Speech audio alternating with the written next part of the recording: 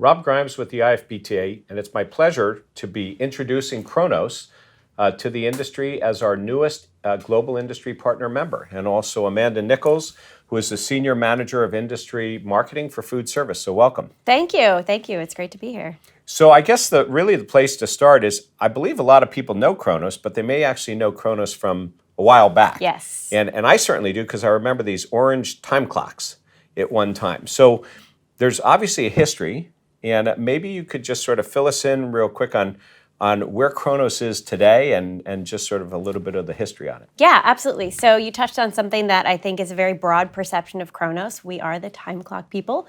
That is our bread and butter. That's our roots in time clocks and labor management. We've been around, I believe, 42 years. Started out with the old, punch clocks that were on the wall that were about this big. They were very brightly colored, very visible. But in the last 40 years... And they were orange.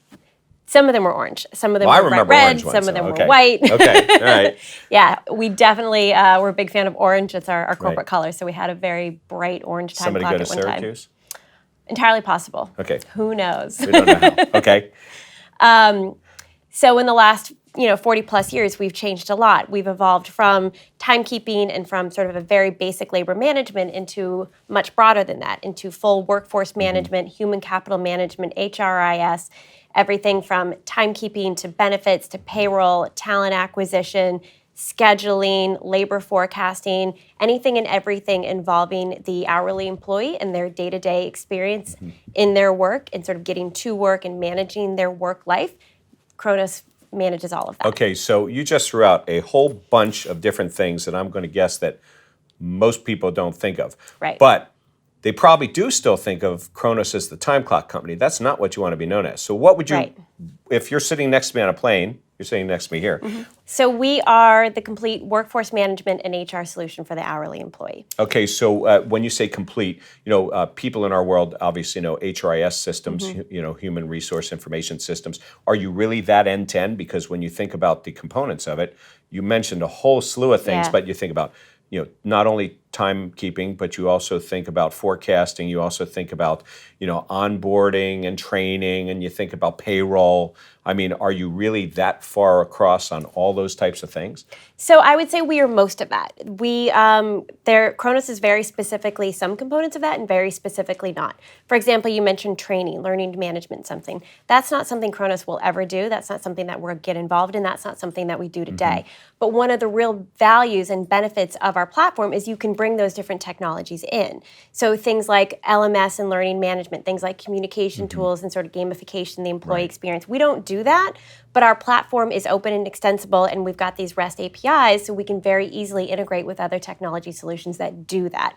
We really focus on the core employee and sort of managing the employee experience and the employee life cycle. So we've got a talent acquisition model. We've got benefits to bring that in. We've got workforce management, timekeeping, labor, scheduling, payroll. The more hardcore workforce management and HCM components is where we focus, but we can bring in those different solutions. So what I get out of this is you have all the different components somebody would be looking at, and obviously training is a separate thing, although skill set assessment. We do manage skills and certifications, so once an employee has passed those trainings, we can maintain those in the employee system. Well, and you would need that for record. scheduling and things like that as well, right? So, and you're managing the talent, but it's not an all or nothing thing. I mean, people have other solutions too, so they can get it in components, or you could offer them the full suite. Yeah, absolutely, and that's really where we try to work with our clients to understand what their needs are and what works best with them and their organization and their business and labor strategy. If they have a different talent acquisition system or a different benefit system or even a different payroll system that they prefer to use,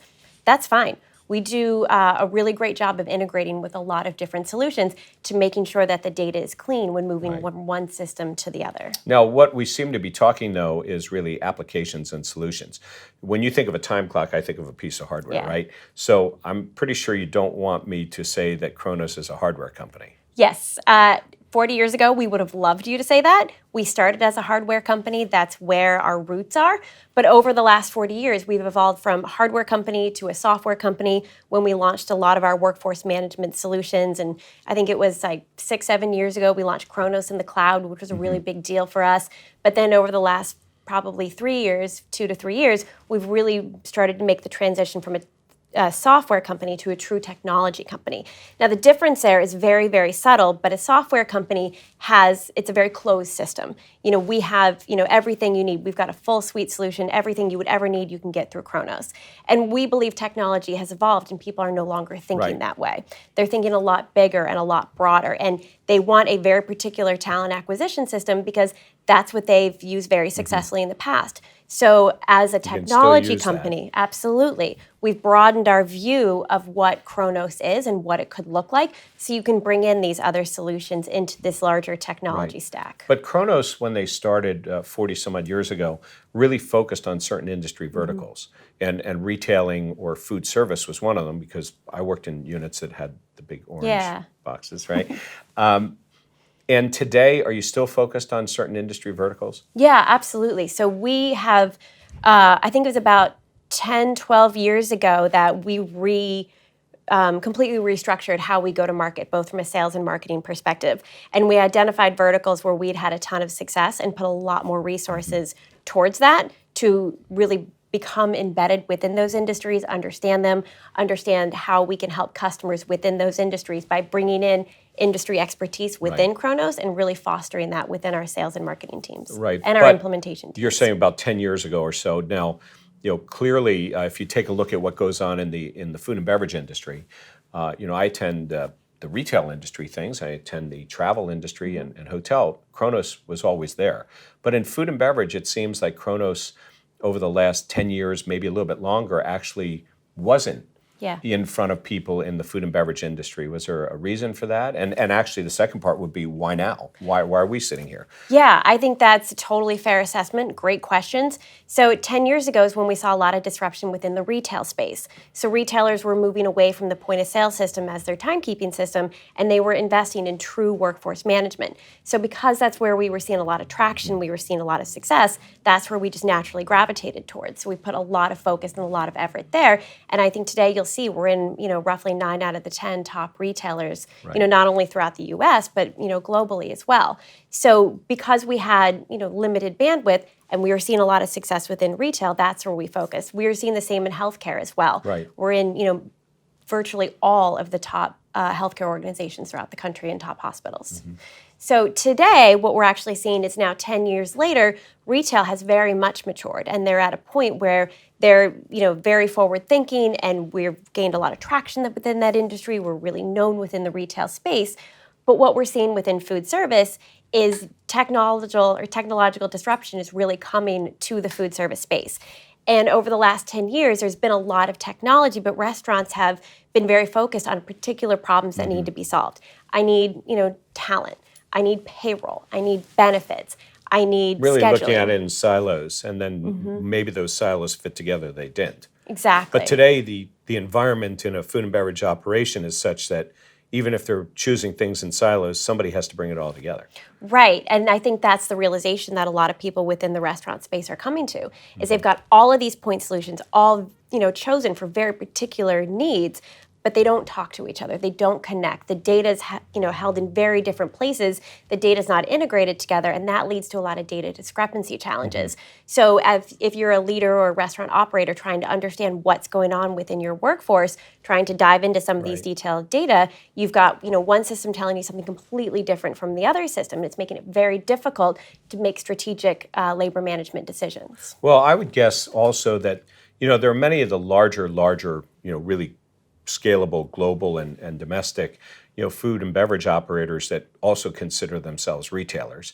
Sometimes it's unclear as to whether they think they're a retailer, whether they think they're a food service, environment. So they probably get it. Yeah. But I would also think that in the food service industry, and specifically in restaurants as a focus, you have the additional issue of franchisees, that it's not all corporate owned, where in retail and healthcare and things, it's sort of controlled centrally. So where do you see the challenges, or are the operators, who have franchise environments now seeing that they need to actually address this challenge as well, even with dispersed owners?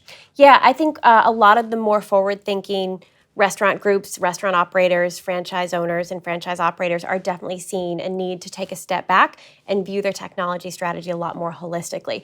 but we're at the very early stages of disruption within the restaurant space. So identifying those operators and those leaders that have that vision is they're not everywhere. So we've probably got the top 10% of restaurant operators are very forward thinking and thinking that way. And then there's a big chunk that aren't ready to think about that. And it's a little overwhelming, it's a little daunting. And they're sort of waiting to see what the leaders and what the innovators within the space do. You know, Amanda Nichols, you know, welcome to the IFBT. I'm not going to welcome you back to the industry because you started in the industry, right? But it's great to have not only Kronos be a member, but also have your participation as well. And it's a pleasure to meet you today, and it is an honor to really have you join us, as our newest global industry partner member. So We're thrilled to be here and looking forward to see where the journey takes us. Great. Well, thank you.